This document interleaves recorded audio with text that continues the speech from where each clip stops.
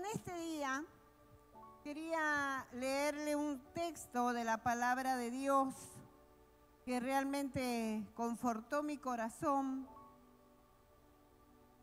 Y en el libro del profeta Sofonías, que no es un libro muy común ni que leamos mucho, o por ahí que escuchemos mucho predicar, pero es un libro donde tiene muchas facetas ese libro, ¿no? Comienza, le voy a contar un poquito un resumen, donde este libro fue escrito más o menos en el año 640 al 609 antes de Cristo. Josías fue un rey piadoso, que era el que reinaba cuando Sofonías era profeta, porque siempre había un rey y un profeta en el campo, en la ciudad, en el castillo o donde estuvieran. Dice que Josías era un rey piadoso que intentó llevar al pueblo de Judá a una reforma espiritual, restaurando el culto verdadero a Jehová Dios. Sin embargo, antes que Josías, este rey, empezara a hacer esas reformas, el pueblo estaba sumido en la idolatría. Si usted lo lee, el libro de Sofonías, que no es muy largo, ahí va a poder ver que estaba en la injusticia, en la corrupción espiritual, fruto de los reinados anteriores.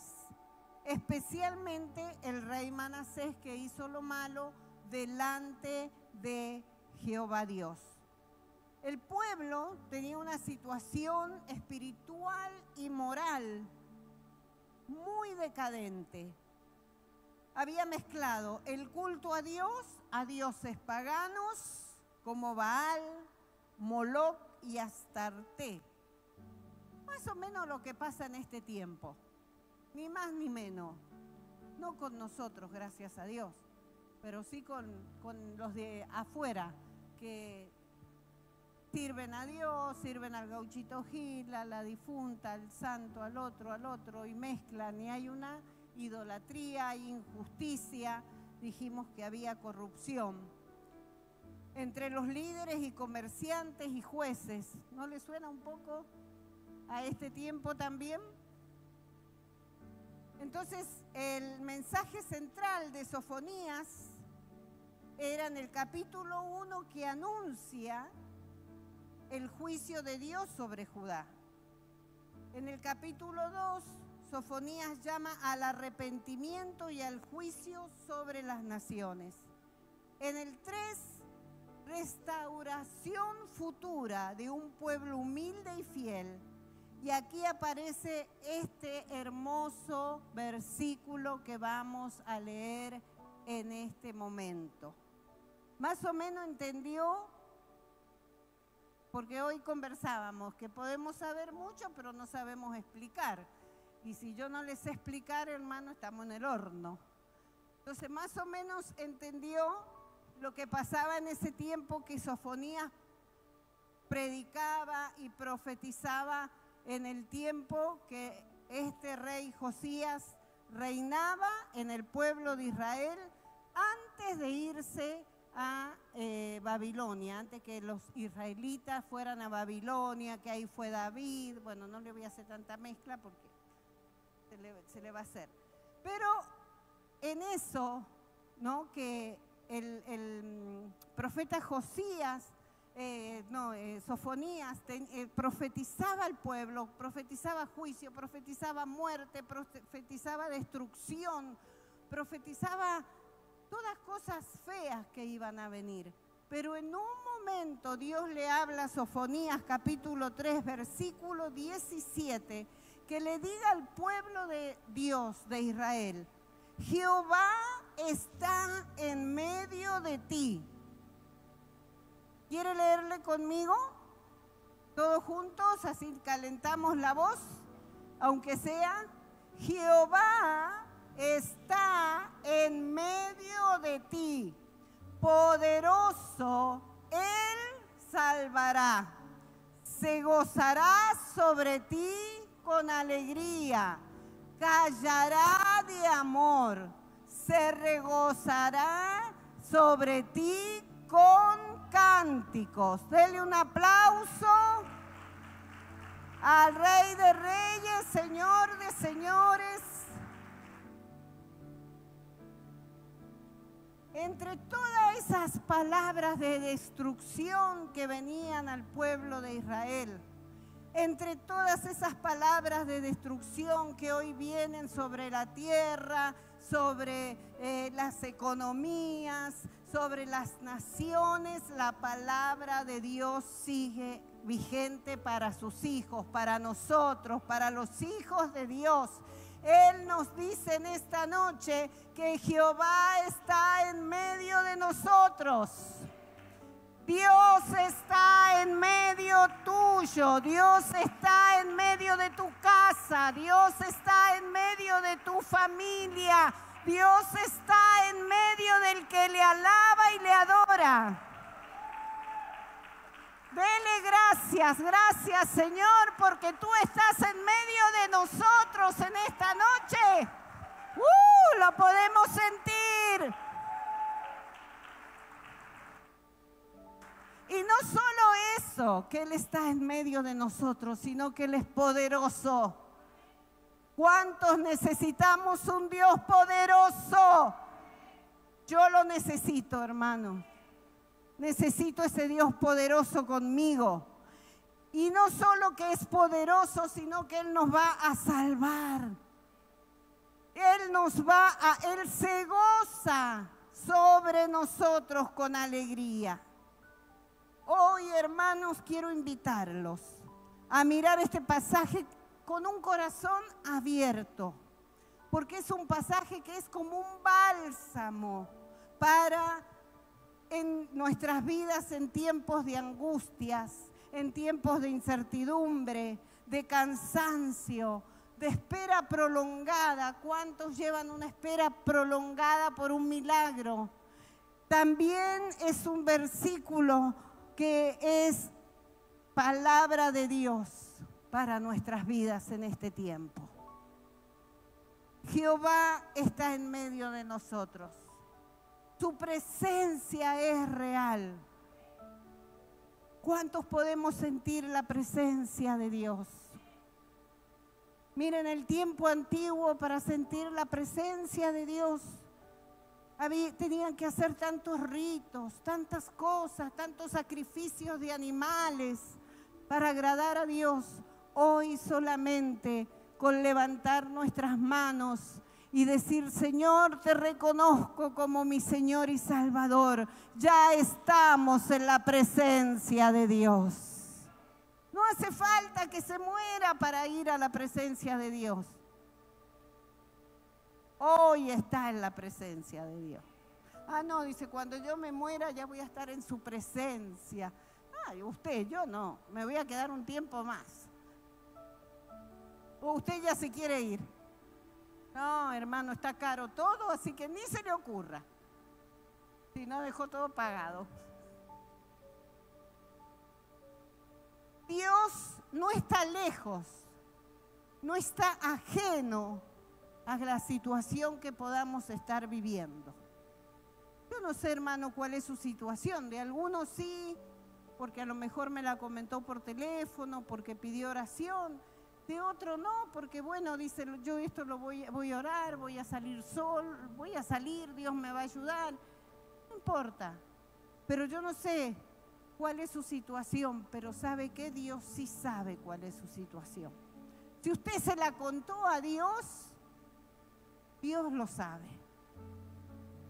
Él no está ajeno. A veces sentimos que Dios se ha alejado de nosotros, que no responde, pero Él está en medio de nosotros. Él no está en los bordes mirando. Veo que hay muchos que están, cuando pasa algo, que una situación, pongamos, cuando ha pasado en nuestro país, que se ha inundado un lugar. Veo que algunos están en los bordes mirando. pero otros no. Otros se meten en el medio de la situación y van y llevan comida y llevan abrigo y llevan agua y lo que necesita esa gente. Bueno, Dios es así. Dios está en el medio de la situación. No está mirando en los bordes y viendo qué sucede. Pero eso es en los hijos de Dios. Amén. Él no observa de lejos. Él está dentro de nuestros procesos. Cada proceso que tenemos nos tiene que dejar una enseñanza, un aprendizaje también, hermano. Porque no solo es que nos enseñen, sino es que aprendamos. Y cada vez que vamos a cometer el mismo error, pensar y decir, ay no, si yo ya esto lo pasé, ¿por qué lo voy a volver a pasar? ¿Por qué lo tengo que volver a pasar? Si ya aprendí que no lo debo hacer porque no me va bien. Entonces, no solo es que sea una enseñanza, sino también que sea un aprendizaje. Cada proceso que nos pasa, Dios nunca nos deja solos. ¿Sabe que el pueblo de Israel, en un momento cuando salen de Egipto y pasan el Mar Rojo y se encuentran en un desierto? Hermano, imagínese que en el desierto, en el día el calor es insoportable y en la noche el frío es mucho más insoportable que acá.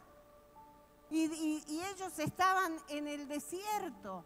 Entonces decían, pero ¿cómo Dios nos va a sacar de Egipto para venir y matarnos en el desierto? Y extrañaban la cebolla y los puerros y no sé qué otras cosas. Vio, la panza extraña siempre las buenas comidas. Y dice que Dios no los dejó solos. Había una nube en el día sobre ellos que los guiaba. Ellos tenían que seguir esa nube, pero no solo que los guiaba, sino también que los protegía del sol, del calor. Si no, se iban a morir todos, imagínense, en el desierto, sin agua. Pero también había una columna de fuego que los guiaba de noche. No solo los guiaba, sino también los calentaba, les daba el calor que necesitaban. Así Jehová Dios, Jesucristo en este tiempo, el Espíritu Santo está contigo, está conmigo. De día me guía con una nube, de noche está con fuego, pero nunca, jamás me deja solo en los procesos. Nunca, jamás Dios te va a dejar solo en el proceso. Número 2, me olvidé de decir el 1. Número 2, poderoso, Él salvará. Su poder sigue activo, hermano. ¿Cuántos comprobamos el poder de Dios? Hoy yo escuché a alguien que dice, yo oré, quemé esto y nunca pensé que iba a ser tan pronto, pero es que Dios es poderoso. Y ahí nomás de las cosas. Entonces, si usted va a pedir, pida bien y pida con fe. Amén. Entonces, su poder sigue activo. No es cualquier presencia, es la presencia del mismo Dios poderoso, ese que le hablaba yo recién del pueblo de Israel. Es el Shaddai. Es el que tiene todo bajo control. Es el Dios todopoderoso. Y Él no solamente nos salva en términos eternos. Todo el que creyere en el Señor va a ser salvo. Sí, esa es una salvación que todos esperamos y que es una gran bendición saber de que el día que no estemos más en esta tierra, Dios nos va a salvar nuestras almas para que estemos en el reino de los cielos. Pero Él también nos salva, nos sana, nos libera, nos restaura, nos provee, nos consuela y nos guía. Porque Dios es un Dios que trabaja de una forma integral en nosotros, alma, cuerpo y espíritu. O póngale al alma las emociones, en el cuerpo, en el espíritu. Dios es un Dios que está pendiente de todo lo que a su pueblo le pasa. Él acá no le está hablando a todo el mundo, Él le está hablando a su pueblo. Por eso usted y yo debemos tener identidad. ¿Quién soy? Soy hija de Dios, pertenezco al pueblo de Dios. Entonces, como yo tengo identidad y sé quién soy, tengo un Dios, un Padre poderoso. Apláudalo en esta noche.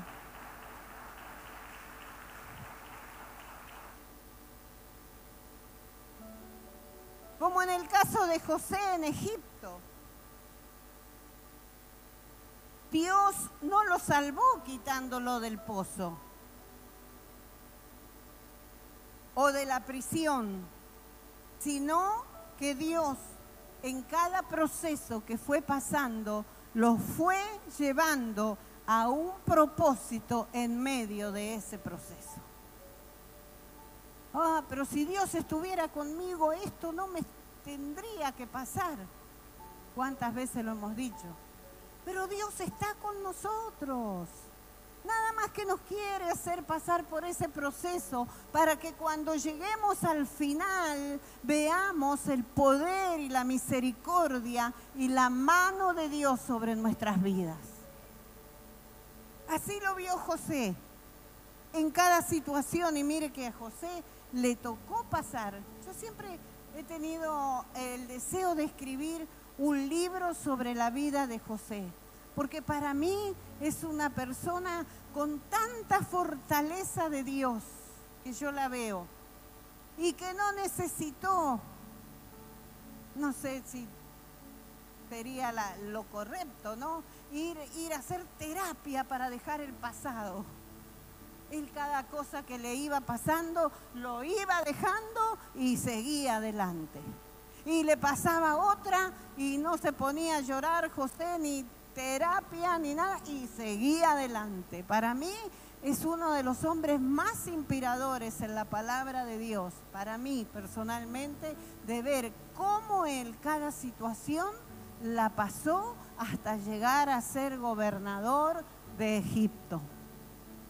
Mire, después de querer ser muerto por sus hermanos, después que estuvo en la cárcel y cuánto proceso pasó, llegó a ser gobernador de una tierra extraña, donde él no pertenecía ni había nacido.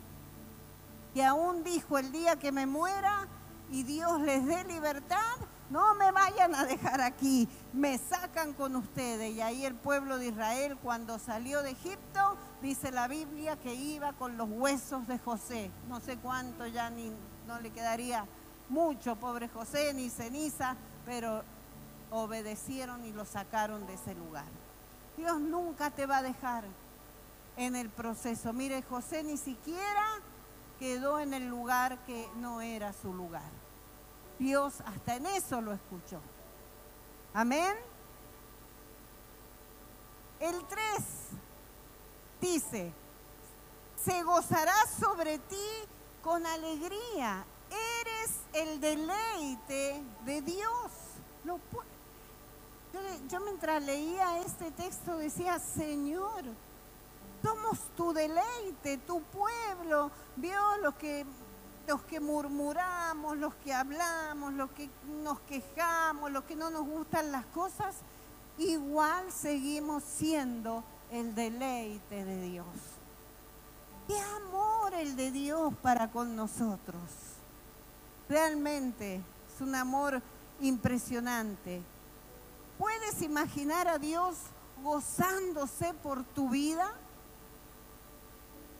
¿Sabe que Dios por cada persona que hoy en todo el mundo, bueno, en algunos lugares porque otros ya es día lunes, pero en todos los lugares que es domingo y que se han reunido a alabar y bendecir su nombre y que le ha invocado, aún en su lecho de muerte, aún en su enfermedad.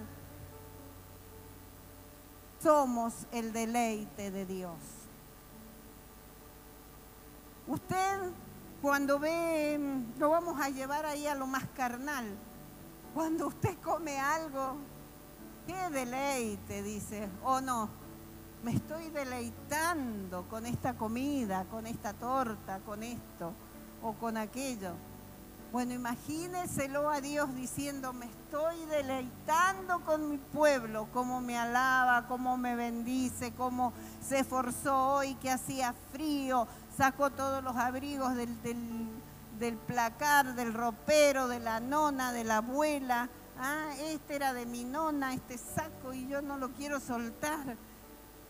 Y Dios se alegra y somos su deleite.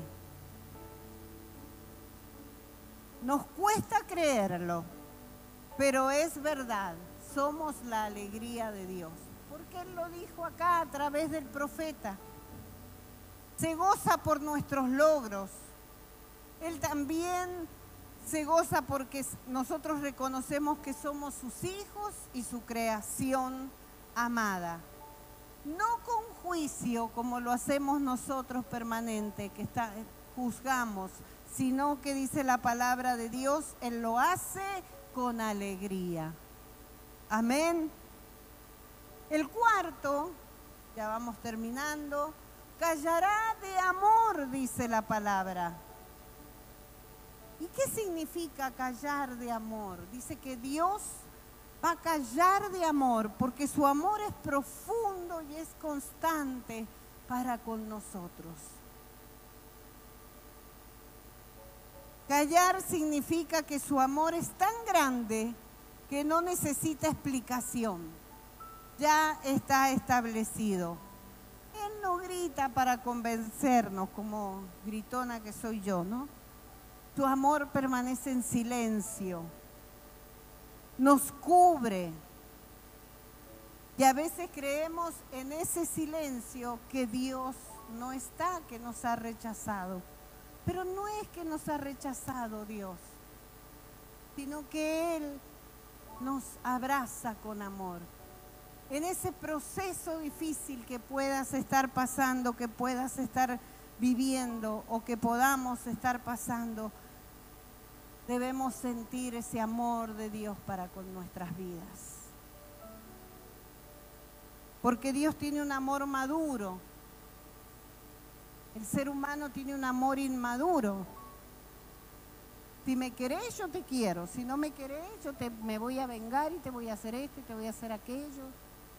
Pero Dios sigue siendo un Dios maduro, porque cuántas veces hacemos cosas que a Dios le desagradan y Él nos sigue amando. ¿Cuántas veces tenemos pensamientos que a Dios le han desagradado, hemos tenido? Y Dios nos sigue amando. Y nosotros decimos, no, vos no te mereces más el amor de Dios, vos sos esto, vos sos aquello. Siempre vamos con juicio, pero Dios siempre está con amor. Porque Él se deleita en sus hijos, somos su alegría.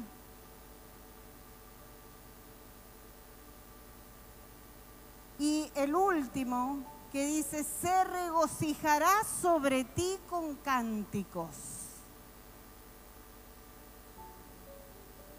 Hay fiesta en los cielos por sus hijos, hermanos.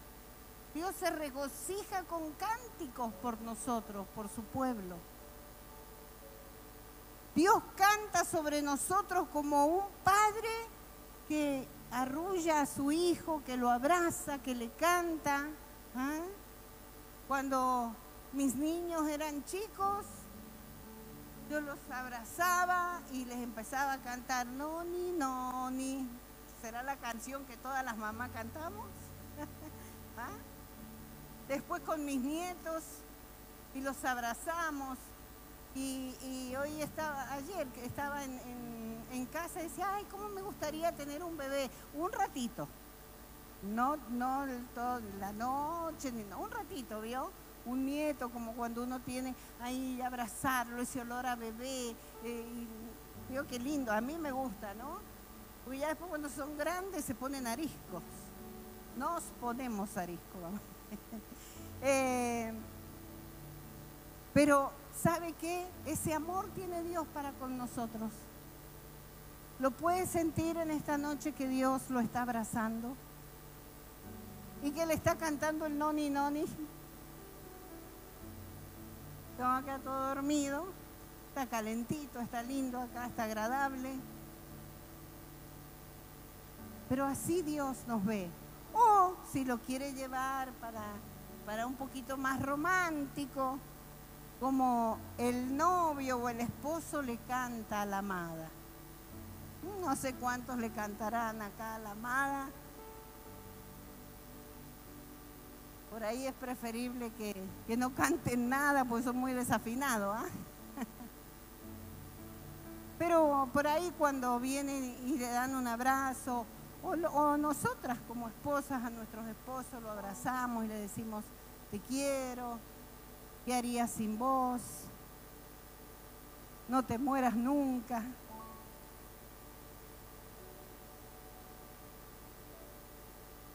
Así Dios es con nosotros. Él nos abraza, Él nos ama, Él nos ve como niños, Él se alegra, hermano, Él tiene cánticos hermosos. En medio del dolor, el cielo canta esperanzas para nosotros. En medio de esta tierra y del dolor que estamos viviendo, Él no ha terminado con nosotros todavía. Hay melodías que saldrán de la boca de Dios para su pueblo. Hay melodías hermosas. Hoy Dios te dice, esta es la conclusión, hoy Dios nos dice, estoy en medio de ti, no estás solo.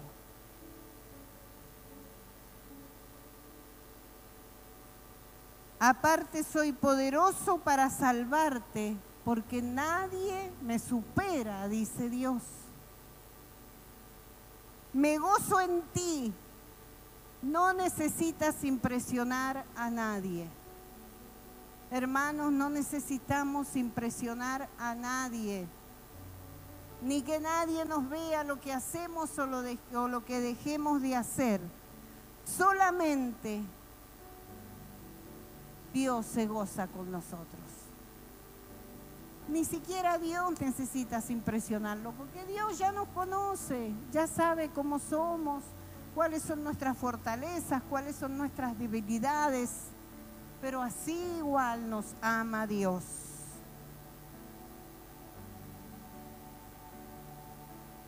Mi amor es silencioso, dice Dios, pero constante. Nunca dejaré de amarte. Hasta el final Dios nos ama y nos va a amar.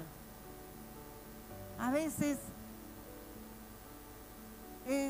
lo he dicho, pero ¿cómo no se abre la tierra y los traga como lo hizo en el tiempo de Moisés, cuando se abría la tierra y tragaba a todos los... Pero no, si Jesús murió por todos, Noemí, después yo sola, yo me hablo en el espejo. Y Dios los ama, aunque vos no los ames, Dios los ama y todavía Él tiene esperanza de que vuelvan a Él. Aunque nosotros no tengamos esperanza, Dios tiene. Canto,